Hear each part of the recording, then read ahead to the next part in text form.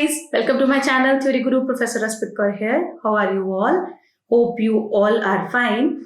So जो इस video को पहली बार देख रहे हैं, हमारे चैनल पर पहली बार आए हैं, तो इस चैनल को सब्सक्राइब करना मत भूलिएगा, क्योंकि ये चैनल आपको प्रोवाइड करता है best theory confined notes of commerce.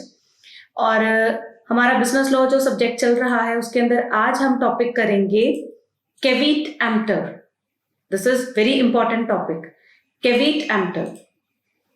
Cavity-emptor में एक आपने टर्म देखी होगी, let the buyer beware. Let the buyer beware. Usually जब बायर कोई भी चीज परचेज करता है तो ये माना जाता है कि बायर खुद सेटिस्फाई होता है पहले in terms of quality, in terms of fitness. तो ऑब्वियसली जब तक आप खुद अपने आप को सेटिस्फाई नहीं करते, आप क्वालिटी देखोगे, फिटनेस देखोगे, अगर आप सेटिस्फाई हो उसके बाद ही हम कोई चीज परचेज करते हैं, राइट। तो ये सेलर की रिस्पॉन्सिबिलिटी नहीं होती कि वो आपको बताए कि पर्टिकुलर पर्पस के लिए क्या सही है क्या नहीं सही, अनलेस अगर आपने पर्पस सेलर को बताया है तो वो आपको बता सकता है। आपने पर्पस उसको बताया कि मुझे इस पर्पस के लिए गुड्स चाहिए, तो वो आपको बताएगा कि ये बेटर है या नहीं बेटर, राइट।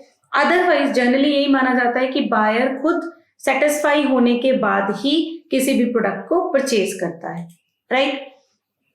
सेक्शन 16 कहता है there is no implied warranty or condition as to the quality or fitness for any particular purpose of goods supplied under a contract of sale। कहते कॉन्ट्रैक्ट ऑफ सेल में कोई भी good जो supply किया जाता है उसके अगेंस्ट क्वालिटी या फिटनेस के लिए कोई इम्प्लाइड कंडीशन, इम्प्लाइड वारंटी नहीं है। समझ रहे हो बात, कि ये सेलर के ऊपर नहीं है कि हाँ वो उसके ऊपर मतलब इम्प्लाइड है कि वो आपको सही पर्पस के लिए सही तरीके से गुड्स प्रोवाइड करे। Prior responsibilities of the buyer. आप खुद पहले देखो, आप सेटिस्फाई हो, आपका पर्पस आपको ज्यादा क्लियर होगा। अगर आप सेटिस्फाई हो तो ही आप प्रोडक्ट को परचेज करते हो। तो ऐसी कोई इम्प्लाइड कंडीशन या वारंटी सेलर के ऊपर नहीं है। लेकिन एक वर्ड आ गया अनलेस, मतलब अगर आपने सेलर को ये बात क्लियर कर दी है कि आपको क्या चाहिए, किस तरीके की चीज चाहिए, तो ऑब्वियसली फिर सेलर की ड्यूटी बनती है। क्लियर। चलो let us take an example. एक पर्सन था ए, वो था वुलन मैन्युफैक्चरर, ठीक है। दूसरी तरफ हमारे पास है बी, जो कि एक मर्केंट है, एक टेलर है। अब ए ने बी को एक सैंपल दिया क्लोथ का, राइट। बी को वो सैंपल चाहिए था स्पेसिफिक यूनिफॉर्म्स बनाने के लिए, लेकिन बी ने ये बात ए को नहीं बताई, अपना पर्पस ए को क्लियर नहीं करा। यहां तक बात समझ आई। बी ने उसको बताया ही नहीं कि मुझे स्पेसिफिक यूनिफॉर्म्स बनाने के लिए कपड़ा चाहिए। तो उसके अंदर एक लेटेंट डिफेक्ट था। लेटेंट डिफेक्ट मतलब जिसके लिए सेलर रिस्पॉन्सिबल होता है, जो ढूंढने से भी नहीं मिलता। उसमें एक लेटेंट डिफेक्ट था जो कि सैंपल में भी प्रेजेंट था, ठीक है, सैंपल में भी प्रेजेंट था। लेकिन वो जो लेटेंट डिफेक्ट था वो यूनिफॉर्म्स बनाने के लिए सही नहीं था। अब क्या हुआ, लेकिन ये प्रूफ होना बहुत मुश्किल हो गया कि जो वो लेटेंट डिफेक्ट है वो और किसी पर्पस के लिए भी अनफिट है। नो, वो सिर्फ यूनिफॉर्म्स बनाने के लिए अनफिट था। लेकिन अगर हमने वैसे कपड़े बनाने हैं या कुछ और उसका पर्पस यूज करना है उस कपड़े का, तो वो उस पर्पस के लिए अनफिट नहीं था। तो यहाँ पे बायर वॉज विदाउट रेमेडी। जो ये मर्केंट टेलर है, बी है, तो वो उसको कोई रेमेडी नहीं मिलेगी। क्यों? क्योंकि उसने अपना पर्पस क्लियर ही नहीं करा था सेलर को, और सैंपल में भी वो डिफेक्ट प्रेजेंट था तो उसको पता ही नहीं चला। लेकिन वो जो डिफेक्ट था वो अनफिट और पर्पसेस के लिए नहीं था, क्लियर, सिर्फ यूनिफॉर्म बनाने के लिए अनफिट था। तो फिर यहाँ पे जो बी है, मर्केंट टेलर है हमारा, उसे कुछ भी नहीं मिलेगा। हाँ जी, तो क्लियर हुआ आपको कि किस चीज के बारे में हम बात कर रहे हैं, कि बायर की प्रायर रिस्पॉन्सिबिलिटी होती है कि वो गुड को अच्छे से चेक करके परचेज करे। लेकिन इस रूल की भी कुछ एक्सेप्शंस हैं जहां पे सेलर रिस्पॉन्सिबल है। वो कौन सी एक्सेप्शंस हैं, चलो देखते हैं। अब ये एक्सेप्शंस क्यों आई? देखो, आपको पता ही आज की डेट में ग्लोबलाइजेशन बहुत फेमस हो चुका है, मतलब cross border trade we can say. तो क्या क्रॉस बॉर्डर ट्रेड में आप चीज को चेक कर सकते हो? नहीं कर सकते। कहते हैं आजकल कैविट-एम्प्टर का इन्होंने जो स्कोप है वो नैरो कर दिया। क्यों? क्योंकि इंटरनेशनल बिजनेस बहुत ज्यादा बढ़ चुका है और it is difficult for buyers to examine goods beforehand. कैसे देखे भाई, मैं अमेरिका से सामान मंगवा रही हूँ, कनाडा से मंगवा रही हूँ, जहां से मर्जी मंगवा रही हूँ, तो मैं वहां जाके चेक करके थोड़ी लेके आऊंगी क्वालिटी। तो आप उसको देख ही नहीं सकते, ठीक है।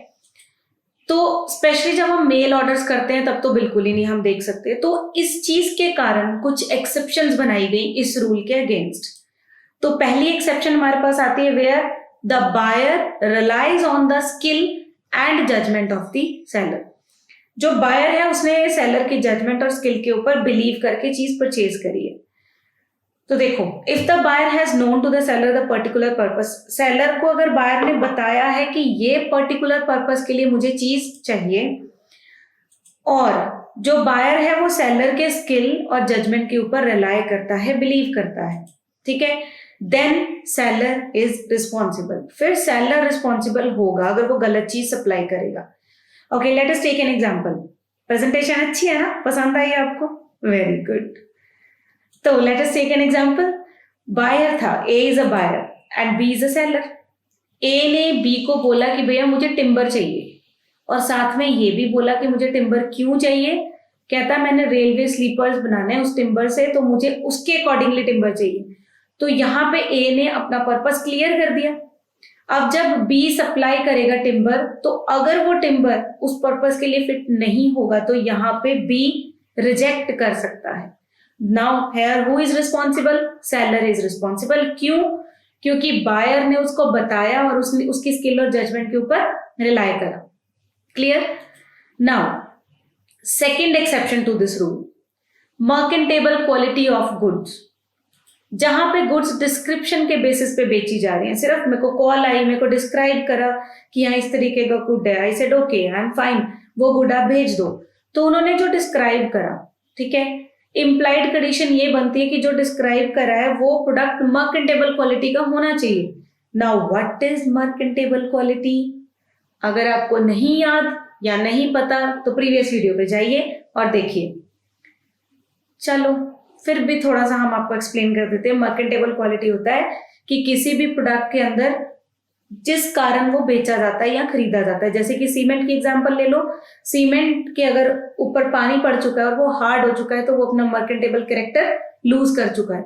अब वो एज सीमेंट यूज ही नहीं किया जा सकता, तो वो कोई भी परचेज नहीं करेगा, ना ही किसी सेलर को उसको सेल करना चाहिए। क्लियर?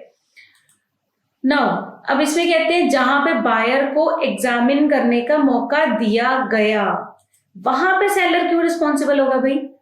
बायर को पूरी तरह से मौका दिया गया कि वो इन रिगार्ड्स टू डिफेक्ट वो अच्छे से चेक कर ले, तो वहां पे ये रूल अप्लाई नहीं होता, मतलब ये एक्सेप्शन अप्लाई नहीं होती। वहां पे who is the responsible one?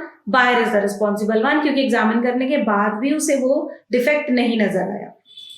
Now third one is consent bye fraud. Consent bye fraud, जहां पे बायर का कंसेंट फ्रॉड के तहत लिया गया है।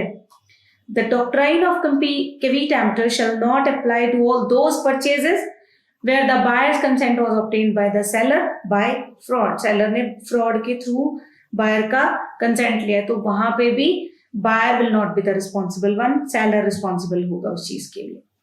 क्लियर? यहां तक क्लियर? और फोर्थ आ गया आपका यूजेज ऑफ ट्रेड। मतलब कोई भी जो इम्प्लाइड कंडीशन होती है क्वालिटी या फिटनेस की किसी पर्टिकुलर पर्पस के रिगार्डिंग, तो वो हर एक ट्रेड में डिफरेंट होती है। तो आप किस ट्रेड की बात कर रहे हो, उसमें कैसे उसको यूज किया जाता है ना। तो यूजेज ऑफ ट्रेड मीन जिस ट्रेड में आप हो वहां पे कुछ इम्प्लाइड कंडीशंस वारंटीज होती हैं, ठीक है।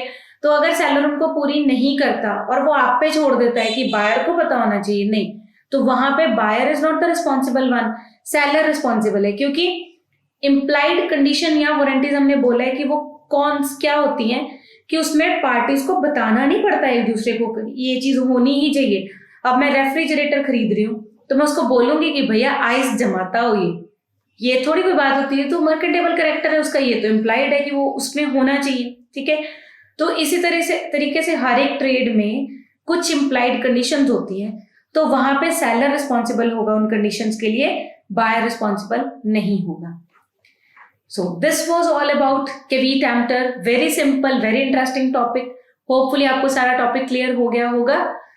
तो जुड़े रहिए इसी तरह से हमारे चैनल थ्योरी गुरु के साथ for best confined notes. Have a nice day. Thank you so much for watching.